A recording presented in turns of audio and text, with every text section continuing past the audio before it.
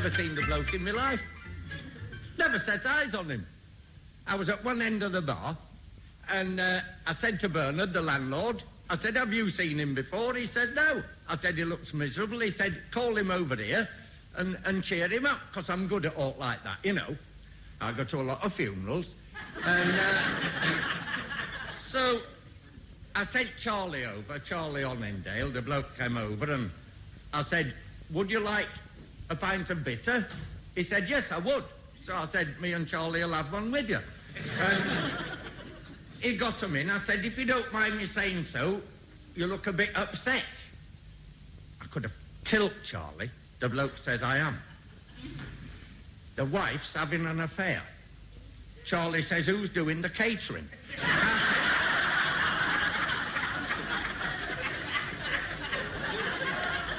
I called Charlie over the other end. I said, you stupid fool. I said, the bloke's upset. We get him over. He buys us a pint each. I asked him why he's upset. He said his wife's having an affair and you're daft enough to say who's doing the catering. I said, that's why he's upset. It's probably one of these expensive firms that are charging the earth. Oh, at times, Charlie, he came in the other night. We changed pubs. I said, you've made it then? He says, yeah. I said, how is it you're late? He said, because I'm going to have one of those things fixed on... I said, you're not what? Like he had a number? He says, yes, only he said, I shall have mine sloping... I said, it won't work. I said, the first time that he said it won't. He said, because I'm having it fastened on the... I said, you can't. I said, he tried that, didn't you? And the first time, he said, yeah, but he said he got a green thing. I said, it won't make any difference. I said, because... I said, and that fella from the road... I said, he said it'll... I said, it won't. You see, that's Charlie's trouble. He's so vague.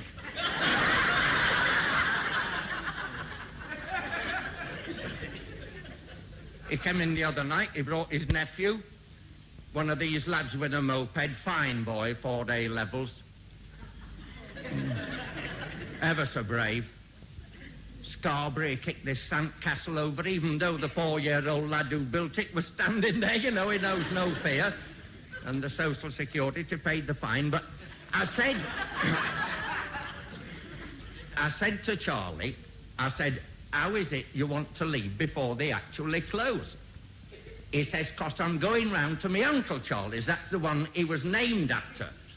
His father must have been stoned out of his head at the time. Anyhow, we get round there.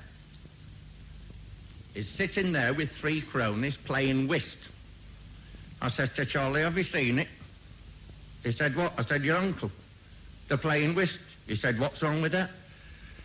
I said, nothing if you've got a pack of cards. I said, they're playing with sliced bread.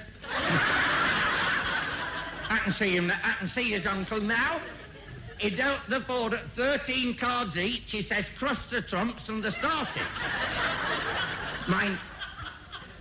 Mind you, he's had a bit of good news as his uncle because he's got married again. It was because his first wife, he buried her.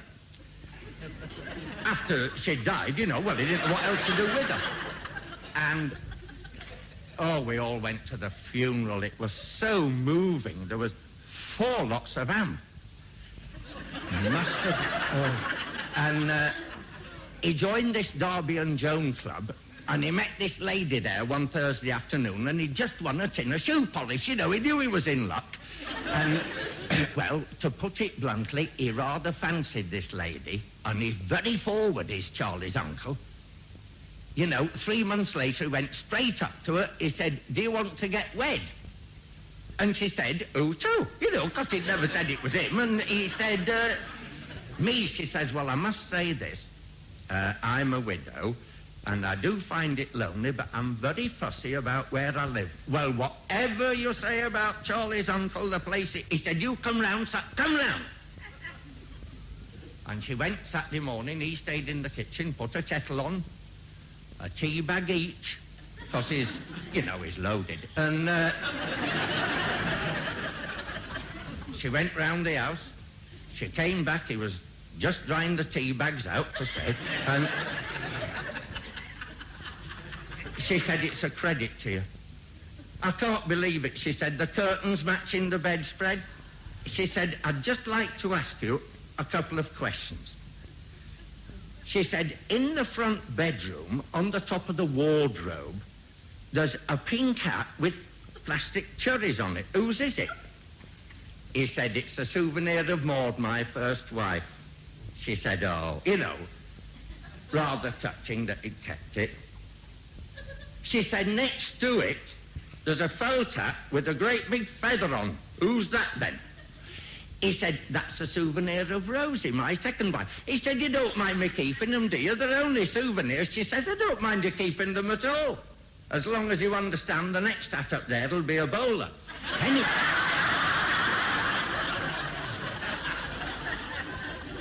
Whereas Harry Armitage, my other strong mate, oh, what a wonderful fellow he is. You know, he's a real friend. His wife said to him a few weeks ago, she said, Harry, on Saturday, it's our Ruby wedding. How do you think we ought to celebrate? And he said, how about 2 minutes silence? You know, he was only... She said, I thought we'd have a few friends in. He said, leave it to me. So me, Charlie, Fred Taunton, well, most of the blokes at the pub went. We didn't ask any of her people because they don't drink. And it had all gone quiet. Match of the day was over. And she was knitting. I think by the size of it, it was a tennis court. And after a bit, Harry says to her, you're very quiet. She said, yes.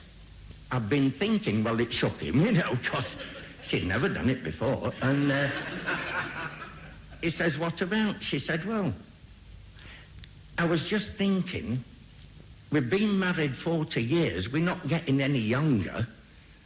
So he said, well, I know that, because he's quick, you know, and he's observant. And he says, what about it? She says, well, I think that the day might come soon when one of us is called up aloft and the other's left here on their own. He says, well, we'll have to face it. What of it? She says, well, I just thought when it happened I'd go and live at Brighton. And our pub's altered. We've got this new landlord, Bernard, and he used to be at one of these posh hotels, and he's trying to make it totally different for the environment. All along the bar counter, there's little bowls with them things in that looks like a bird nest with Marmite on, you know what I mean? And them little biscuits, crisps, nuts, raisins, whatnot. All along the counter, there's hardly room for the pints. I mean, it's so, well, I know 2 people who've had the wedding receptions there and it hasn't cost them a penny, you know. I think some of the guests were a bit surprised, them with open-toed shoes, you know, and got them full of sawdust, but... Well, I was in there the other night. There was this fella. He's been coming in every Thursday. I'm a liar, Friday. I was right first time, Saturdays. He comes in, and he's always ordered 2 double whiskies in separate glasses. And he used to drink one, and then he used to look down at the floor, and then look up and drink the other. And you know how you get inquisitive? I said to him one night, I said, do excuse me, you've been coming here for ages. You always have 2 double whiskies. You drink one and look at the floor, and then you drink the other. He said, yes. He said, I suppose it does seem a bit odd to you, but he said, to tell you the truth, I'm one of twins, and my twin brother's in Australia.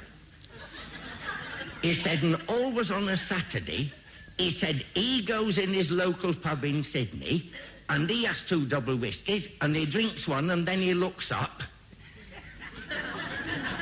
He said, and then he drinks the other. He said, and so I drink one, and then I look down and think of him, and then I drink the second one. Well, a week last Saturday, as I stand here, he came in, he said, I'll have a tonic water and a double whiskey. I thought, that's funny, the barman said. He said, yes. And he drank the tonic water, he looked down at the floor, he drank the double whiskey. I couldn't hold myself. I said, excuse me, you always used to have 2 double whiskies, one for you and one for your brother. He said, oh, well, we still think of each other. He said, only I've gone teetotal.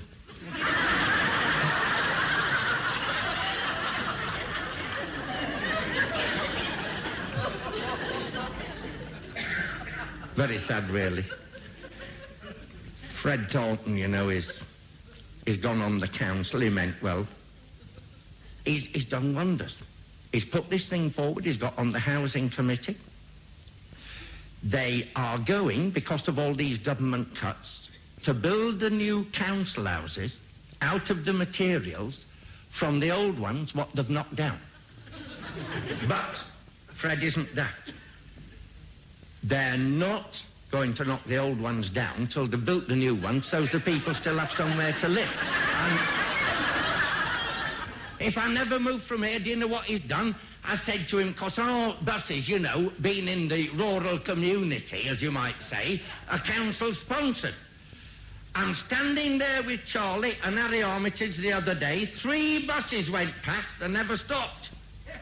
I saw Fred at night in the Golden Compasses. I said, it's a wonder we got here. I said, if a farm lorry hadn't stopped, we'd have missed opening time.